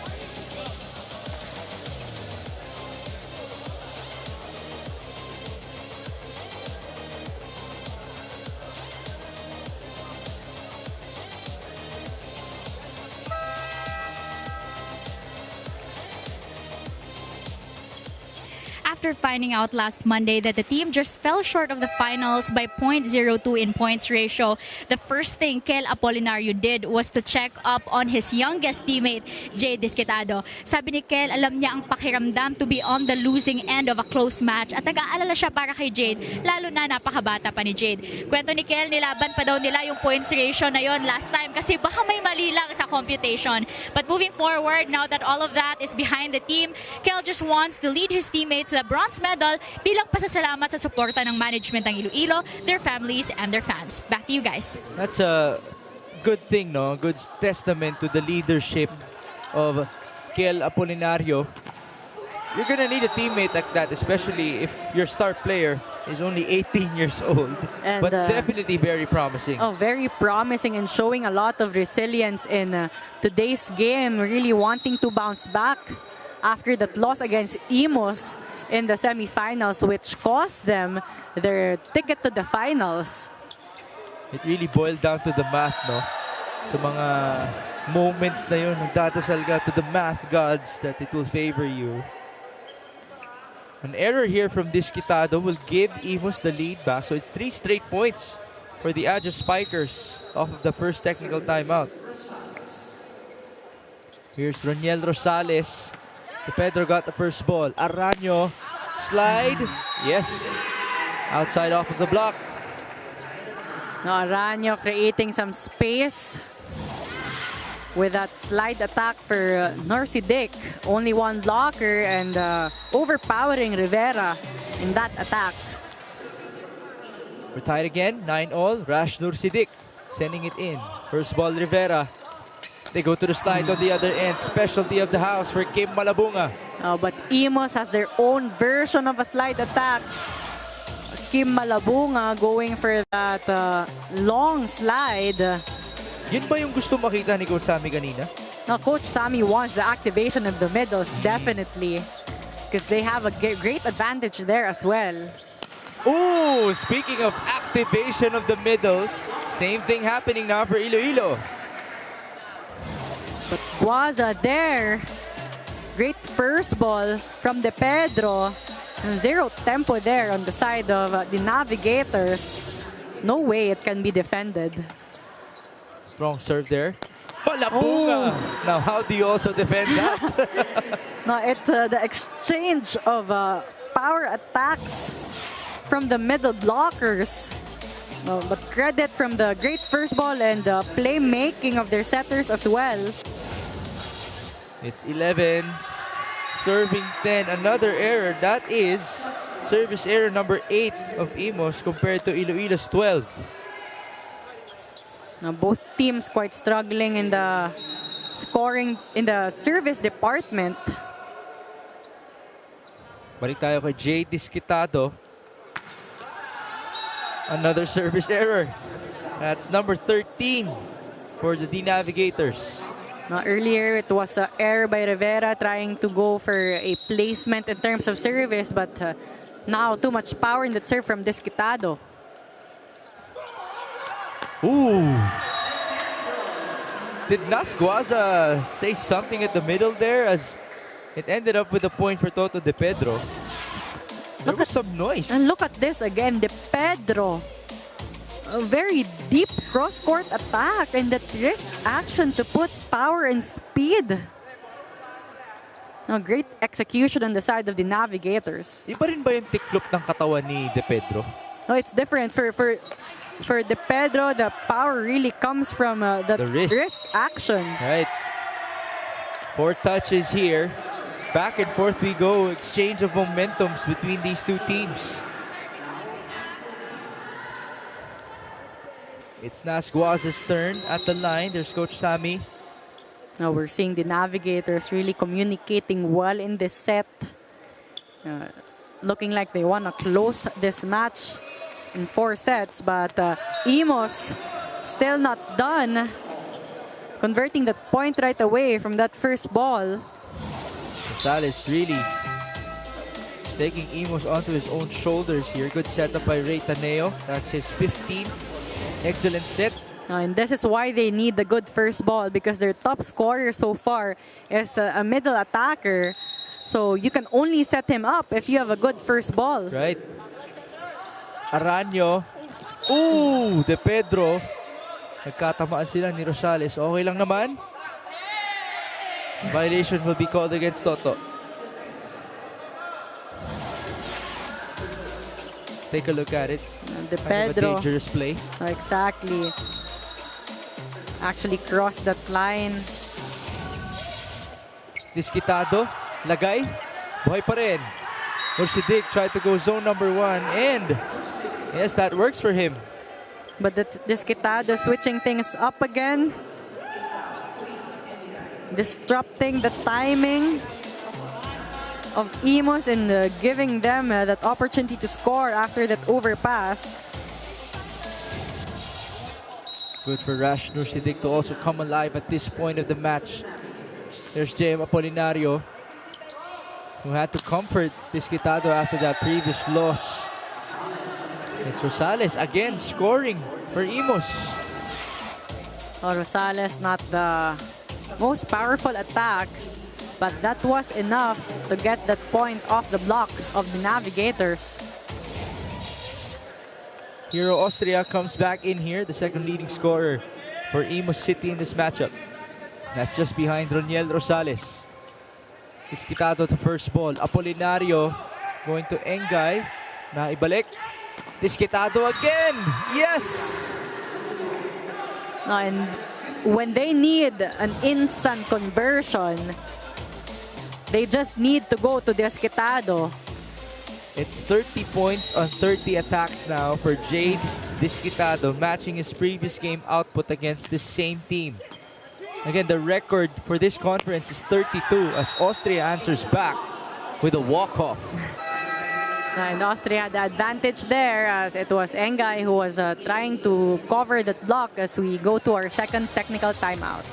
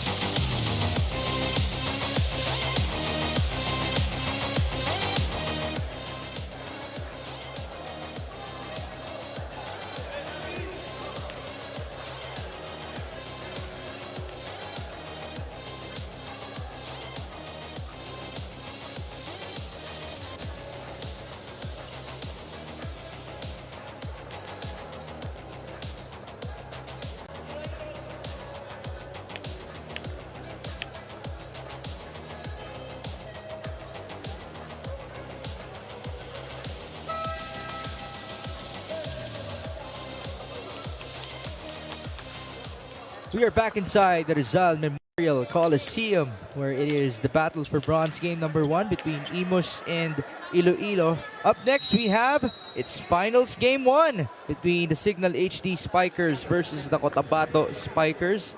As you can see, the people are anticipating that game number 1 of our top 2 teams. But right now, Hero Austria providing the excitement, especially for IMUS fans, as they build up a 2-point lead here in set 4. No, Enga in Austria one-on-one on that net. Austria marking the cross-court attack perfectly. Roniel Rosales back at the service line. Espanso got the first ball. Apolinario on to Nursidik, who answers back. The quickness of the Navigators really challenging the floor defense and net defense of IMUS. No. Would you say that they are playing fast-paced? No, definitely they're playing faster. Yun ang nga yung kinakatakutan, no, ng IMUS against this younger squad. And Austria, that's a point for them. Looks like there was a check. Oh, but Austria playing smart there. Using his momentum to his advantage to score that point. So it's back up to a 2-point lead for IMUS City. Here's Ray Taneo. Ball in. JM onto Jade. Disquitado now has 31 big points. Oh, Disquitado. What else can we say about this guy? He just improves at a very fast pace. Dahil yung mga coverage natin sa kanya, halos di pa nga nasa-separate na isang taon, no? Pero ang layo ng ginagaling. And remember, he's only 18 years old. Even in terms of height, he can still grow. Exactly, but for IMUS, they still haven't adjusted in trying to defend Disquitado. They haven't marked the right angles.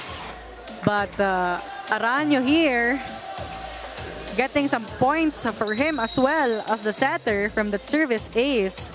Again, great for him to step up. Almost 20 excellent sets for John Wayne Aranyo.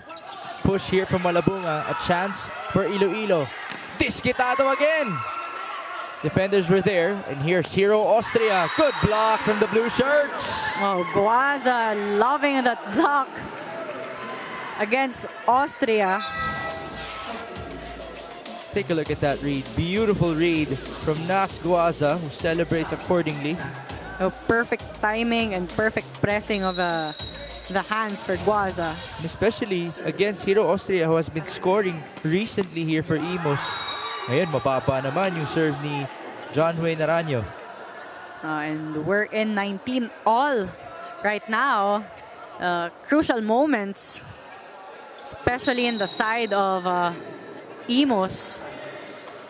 Hero Austria doing the honors. Put up by Malaiba. Aranyo. Disquitado again. Disquitado, just all sides of the court. Not letting the blockers intimidate him, but a great setting by Aranyo. Only one blocker for Disquitado. You would want that for him to score a point as Coach Sammy calls a timeout. Ito si Kim. Pabihin mo si Kim sa likod. Ito yung maliit, di ba? Tapos, sino ilang spiker mo? Si Wally. Saan ka ba? Dito ka. Kasi dito ikaw yung porsyento, ikaw. O, hayaan mo si Kim para ang target ko yung maliit dito. Okay, ito, itirik mo lang siya. Pero ang bola nito dapat mataas, hindi mababa, ha? Sige, pasahan nyo. Kim. Talon ka ng talon. That was a very strategic timeout for Coach Sammy Akailar. Very specific instruction in terms of the combination plays. But before they can execute that, they need a good first touch of the ball as Disquitado will go to serve. Jay Disquitado has tied his conference high of 32 points, which is the record for the Spikers turf here. Oh! Was that the record? It is a new record now. 33 points for Jade Disquitado off of 32 attacks and 1 ace. But it seems like Coach Sammy has something to say about it. Jade Desquitado here, just very consistent from first set up until now. But IMUS is challenging that, saying that It was saved. it was saved. There is no floor touch, but let's see. Okay, this is actually a very crucial challenge because not only could this be Desquitado's 33rd point, but it would also be Iloilo's 21st point as they near getting game 1 of this matchup.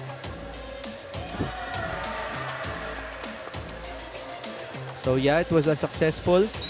Di umabot dun si Francis Saura. And the Navigators having the momentum here right now. How about this bounce back game as well for Jade Desquitado after that loss against IMUS? Obviously disheartened, but now coming back alive with a new conference high of 33 points. And they are eyeing for a podium finish. Jade will serve with a smile. Ball goes straight to Mohali. Back set. It is Kim Malabunga with all of his experience putting it into that volleyball. Malabunga with a lot of composure in that attack. A much needed point on the side of IMUS. Poker face siya, even after scoring. 20-21. Desquitado first ball. Araño to Guaza. Guaza just having the same intensity as Desquitado in terms of attacking, but really credit everything to the playmaking of Araño. What a way for you to perform at this stage of our conference. Ito si John Wayne Araño after not seeing action at the start. Combination. It's been a while since we've seen that to be successful for IMUS. Toto De Pedro again with a wrist action. A great display of teamwork here on the side of the Navigators. Talked about Desquitado, Guaza. What about De Pedro? Contributing also in this most crucial part of the game. It's been a while since we've seen this type of celebration from Iloilo. The last time we saw it was in that 3-0 victory against Cotabato. Ang bola niya hindi mababa, itaas mo ang bola niya para makapwersa siya. Tapos magbi ka na lang. Ikaw magbi ka. Sumingit ka kung saan mo gustong sumingit. Pumangit ang bola, tuloy ka ha. Tapos may mayroong back row tayo. Ayan, ano yan? Pahabol natin yan. Sige, kapit lang, kapit. Hey, Imos! Imos! Pero praktisin mo kasi yung ganyan, bro. Hindi, alam naman sa akin. Coach Sammy naghahanap ng pamatay-sunog dito because all the momentum in the world has shifted to the Iloilo side. Exactly, and he is giving his players some confidence, saying na kaya pa, yaan na yung score. They just really need to execute at this point, but they have to execute flawlessly as the Navigators is just 2 points away from getting this match. 23 serving 20. Guaza, strong serve. Rosales ang magtatawid. Araño chooses Jade Desquitado. Kept alive by Marmeto. Saura, deflected. Araño, malaiba! Yes, sir! Points coming from different hands. Desquitado, Guaza, De Pedro, now Malaiba also contributing with that set from Araño targeting down the line. Para maiba naman. And it's 24-20 now. 4 match points for the D Navigators of Iloilo. Nas Guaza. Ooh, that's low. That's low, and that can be costly. Now can IMUS use this to build momentum for their own? A crucial serve here for Francis Saura. Ball in, Espanso. With the pass, they go to De Pedro. That's wide. Lead down to 2. Nata-timeout muna ang Iloilo. Hindi, ayusin nyo. Hindi, pass dun sa harap umabot. Paabutin nyo sa setter, dun sa maayos, para hindi siya gumalaw. Para ma-attack yung middle. Okay? Bilisan mo, pre. Yun lang, one good receive muna. Sige, kailangan natin, makinig. Pag wala kang agad, alam mo na. Pasa lang, pasa muna. Pwede kay PB. In case, pag magkuha mo, pwede kay PB, one man block. Tiwala lang. Tiwala lang, pasa muna. Ayan kasi, kaya nyo man, PB. Wala akong titipi, walang pipigil Walang pipigil Spike and spike. Pasa muna kami. Pasa muna. Did you see the communication happening in that huddle? Everybody was talking to everyone. Exactly. Everyone giving instructions to everyone, but that just shows how much they want and need this 1 point. 2 match points. Malaiba. Aranyo. Disquitado for the win. Jay Disquitado with a conference high of 34 points to seal this Game 1 victory in the battle for bronze. Disquitado bouncing back big in today's game. As we take a look at that play again, Aranyo just knows he needs to go to Disquitado to score that last point, and Disquitado again delivering that much needed point to close the match. And Ayel, once again, it came from the pipe. Another back row attack to Disquitado. And by the way, he has been attacking at a very high percentage, over 50% for Iloilo. So there you go. A 3-1 victory for the D Navigators as they win their first match against IMUS in our 2023 Open Conference.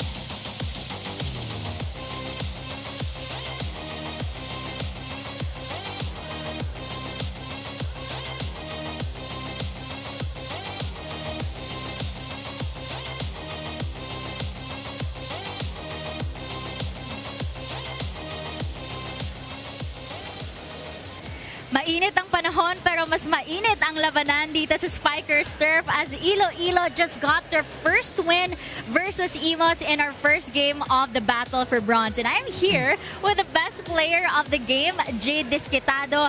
Jade, sabi mo sa akin before this game, nagigil ka na makuha yung una niyong panalo. At mukhang seryoso po siya because he just produced 33 points. Jade, anong meron kapag laban nyo ng IMUS at line of 3 palagi ang napoproduce mong output? Siguro kasi yun nga, gigil kami manalo. So, nandun yung eagerness namin manalo palagi. Kaya ginagawa ko palagi yung best ko. Kaya, ayun, nakakadami. Hindi ka na malungkot? Hindi na. This is Iloilo's first win versus IMUS. Anong ginawa niyong iba? Kaya nakuha niyo yung panalo this time around? Siguro yung ginawa lang namin is yung communication, tsaka yung pag-enjoy, tas nilaro namin ng kami talaga. Yung laro namin, kung ano yung tinetraining namin, ayun yung ginagawa namin sa loob. Jade, may gusto ka bang pasalamatan? Nagpapasalamat ako kay Bro Mike sa pag-suporta palagi sa amin. Tsaka binabati ko nga pala yung mga nanay at tatay ko dyan sa Laguna. Tsaka sila Boss Roy, tsaka sila Coach Mark. Ayun. Thank you and congratulations, Jade. And to the Navigators Iloilo, back to you, Migs and Ayel. Thank you, Doreen. Wow, 33 big-time points. That is the new conference high in your Spikers Turf 2023 Open Conference, courtesy of the same guy who set the previous record, si Jade Disquitado. It's also against the same opponent, by the way. All right, Ayel, so we actually have to commend Jade, no, because of that devastating loss in the previous outing. This is a great way for him to bounce back. And also, most of his points came from that back row. No, he was very efficient in today's game. Again, from all sides of the court, used a lot of power, but also used his wit and the volleyball IQ. Better outing for him in terms of ball control and consistency. Very high efficiency in terms of attacking for Jay Disquitado. But we talked about earlier how he needed the help of his teammates.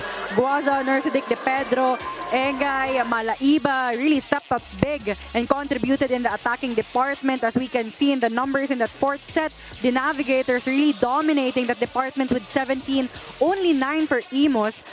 IMUS with good numbers of blocks, but in 3, but the Navigators with 2 as well. And obviously, the Navigators being better in the service line. But even at that, the Navigators also gave away more free points than IMUS. 10 for the Navigators, 4 for IMUS. So the trend is alive.